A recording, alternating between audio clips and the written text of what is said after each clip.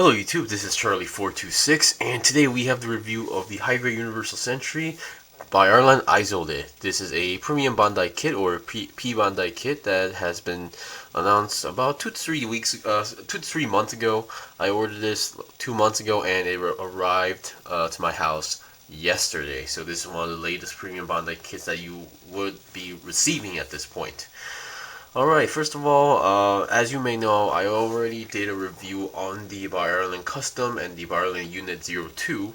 However, I will be starting this one from scratch, because those two reviews are kind of one of my old reviews, so I think this one deserves a new entire review. First of all, this mobile suit was actually first seen in the Twilight Axis, and I guess nobody was expecting a kit of it, but it happened, so I guess it was premium Bandai. First of all, the build is pretty much similar, but build is pretty much similar on most parts, but there are some differences, such as the feet and the arms as well. This is my third Byarlant variant, so I pretty much knew what to expect. So first of all, before we actually get onto the articulation, let's see what you actually get. First of all, of course, you get the Byarlant Isolde itself. Beyond that, the regular stuff that you should be getting is a sticker sheet, which I did use everything. I will mention what part is a sticker as well. Then you get some polycap leftovers as usual as well. And to the bottom here, this is what you're supposed to get. Now technically you do get, sorry about that. Technically you do get whatchamacallit, 2 Beam Saber Hilts, which is actually stored in the arms, which I am pretty surprised. So beyond that, you get 2 of these blue Beam Saber effects, and then you get these 2 yellow claws. Actually, you get 4 yellow claws. These are the ones for grabbing or holding the Beam Saber, which I find pretty interesting. The other 2 you see over there are just normal claw hands. That doesn't move as well. So that's pretty much it. So that's what you're supposed to get regularly, and like the Byarlant Custom Unit 2, you get a buttload of leftover parts. First of all, you get a additional ass thruster, which I assume is kind of a different size, considering that they gave this, which is actually a different shape, which I will mention later. So that's that. Most of these parts are from the arms and legs. So you have these parts that's supposed to go to for the legs, or you have these claws as well. You do not get enough parts to actually make the claw arms as well, so that's a bit of a downside. And some leftover parts partially for the head. So that's pretty much it for the leftover parts, so I will put those on the side. Okay, now let's get on to the articulation. Let me get rid of the rotating stand, and let's get on to the review. Now, first of all, I sort of broke, again, the V-fin, and I did make some amendments. However, it's holding on pretty well. I mean, I thought it would be snapping already, but it's been a day, and it hasn't fallen off yet. Alright, so what's the head? The difference of the Byarlant Custom would be that this one actually has a Gundam-ish looking head, and I really love the look. The build is kind of similar, but since it has a V-fin and an actual Gundam face, that part is kind of different. So the head is kind of almost a new mold. The head movement is pretty okay. It can go down that much, up that much a lot, and 360. It's technically possible, but you need to work your way around. So I'm just being careful with the V-fin at the moment.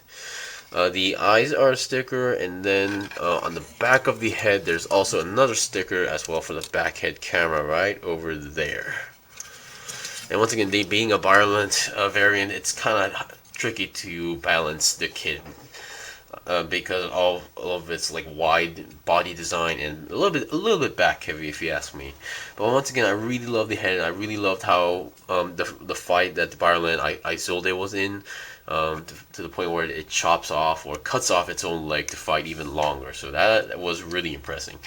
Okay, for the record, these yellow sections on the shoulder are a sticker as well. So we will look, since we saw the head, let's look at the body. The main body being exactly the same build from the Byarlant Custom. I wouldn't say ab crunch, but because of the main body and the waist is connected to a ball joint, you get something like an ab crunch like that. 360, I wouldn't say it's possible because of the back thrusters, because especially on the one on the you know what part. The arms are pretty interesting. Well, because of the design, you can't expect too much movement. The entire shoulder itself is connected to the main body using like a L-shaped peg, so it can go forward and backward like that. But the actual arm that moves, we can technically move this part as well a little bit, but it doesn't move too much because of this part. This part is also a thruster, which the Byarlant is basically made by the Titans originally, and they were trying to make a mobile suit that could fly around for a long time, which came in the Byarlant, and then in Unicorn we saw the Byarlant Custom, and then now this. The inside of these thrusters are all stickers. These red sections let me see, you see here is a sticker, so that's kind of a downside, which is tricky, but I would, if you didn't use it, it wouldn't be too much of a big difference. I mean, you barely notice it time to time. So the actual arm that moves is the end section here. So this part is this additional thruster is connected to a ball joint on this section here, and does not open up. This is just basically it. And the arms, you can twist them a little bit. This thing is, since also connected to a ball joint, you do have some forward and backward movement like that. You have your typical 360 twist, however, because of the design, it's not an easy twist. And then you get a 90-degree bend, and that's pretty much it. And these claws are connected to your typical ball joint as well. And the main different part is this part, which is a little bit fatter or wider, because you can actually store the beam saber inside the arm. You can pull it out and voila, you have a beam saber. I will demonstrate the beam saber later, so I'll take one out now. So one of the main difference is the arm compared to the Byarlant Custom. Alright, sorry for the cutscene, but I forgot to mention one more thing. Regarding the arms, I didn't actually move the arms too much, but you can bend. There's actually more like bending here. You can bend the extra 90 degree, and then you can bend another 90 degree on this part as well. And since the way how this connected, this is a separate piece that's connected to a joint, so you can also move the arm as well, but not up to 360 unless you kind of like move your way through like this, and then you can go 360 if you want to do so. So yeah, I forgot to mention that, but for me, the Byarlant variants were always kind of tricky for me to pose time to time because there's like so much stuff going on the arms. The waist section, this black section here is a sticker as well. The waist, and there's nothing too much going on. So even these are side skirts, but they're technically connected to the main leg, so nothing going on. You have this part, which is pretty much not too movable. You have a side swivel, but really stiff, so I suggest you be a little bit careful with that.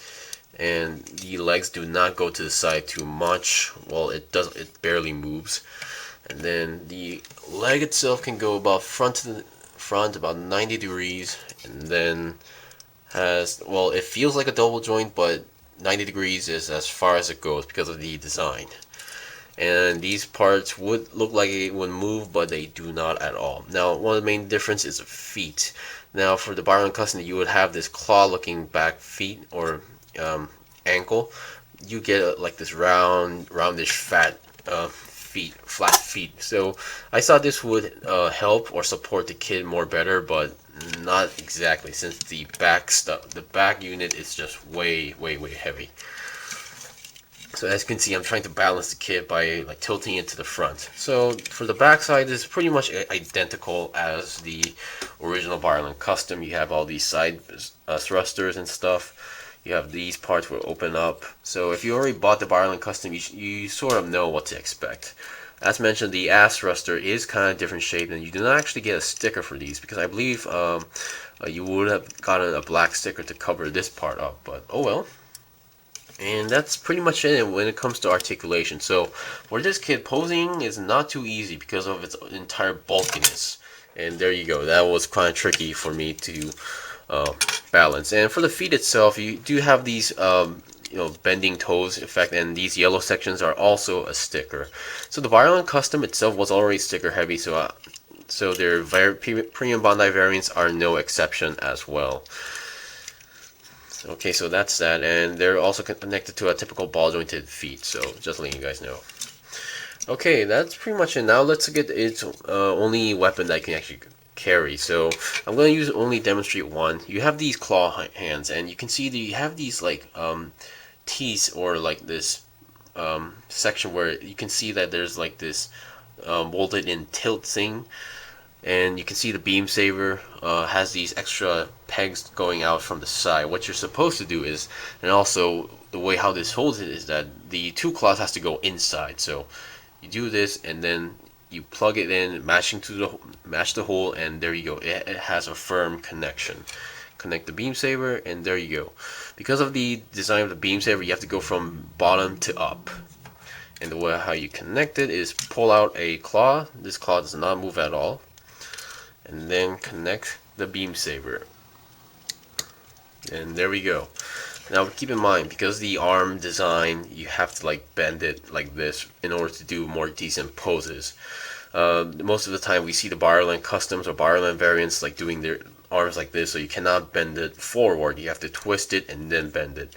But overall, I really like the effect. I mean, basically, it's just that the combat scene that the Byarlant Isolde was seeing left me a big impression. So I'm just happy that I got this kit, and it looks fantastic. Another sticker I forgot to mention, which I think, I'm not sure if it was in the Byarlant Custom, but these black sections here on the legs are also a sticker. So yeah, those like vent things are also a sticker, and inside these thrusters as well is a sticker. So yeah, if you don't want to use it, you don't really need to. They're barely unnoticeable. Alright, so we've seen the basics or the entire kit. Now let's try to do some comparisons with the Byarlant Custom after I reconnect the claws. Now once again, I'm being really careful because of the balance. There we go. So by comparing, I hope this will show you guys what you can see the main differences. Alright, so we have the Byarlant Custom, and there goes the balance. So yeah, I would definitely recommend you to get an action base, hopefully not the HG version, but maybe the master grade or 1/100 scale versions, so you can get a more stable stand. So as you can see, the color is obviously different. You can see the feet part is definitely different. There's some different shaped feet, different armor parts for the feet. The legs itself looks pretty much identical. It just makes it confusing because I did not use those stickers on this one. So besides the actual feet, the leg, the waist, the main body, the main shoulder looks pretty much the same. You know, the big difference would be this one actually has a normal small claw arm like the original Byarlant. This one has like a gigantic claw. And yeah, that's pretty much it, I guess. Among the head, of course, the Byarlant Isolde having a more Gundamish head, the Byarlant Custom trying to maintain the original design but with an actual visor. I'm not gonna say which is better. It's really up to your preferences. I just overall was really impressed by the Byarlant Custom, so I got the Byarlant Unit 2, and now this. It's now only a matter of question whether the original Byarlant from Zeta Gundam will happen or not, and if it does, whether it be P-Bandai or not, it's really up to them. But I say it's not too far away, not impossible at this point. So for those who are a really big fan of this Byarlant MS line, I would definitely recommend the Byarlant Isolde. It has a unique, interesting purple color scheme, and the overall head looks really menacing. So it basically shows you the impression of the mobile suit that was seen in the anime. Anyway, I guess that's pretty much it. Thank you for watching the review for the Byarlant Isolde. If you guys got any questions or requests, leave a comment below. If I got anything wrong, leave a comment below as well. I still got more kits to buy and build and make reviews out, so please stay tuned. Until then, see you guys next time.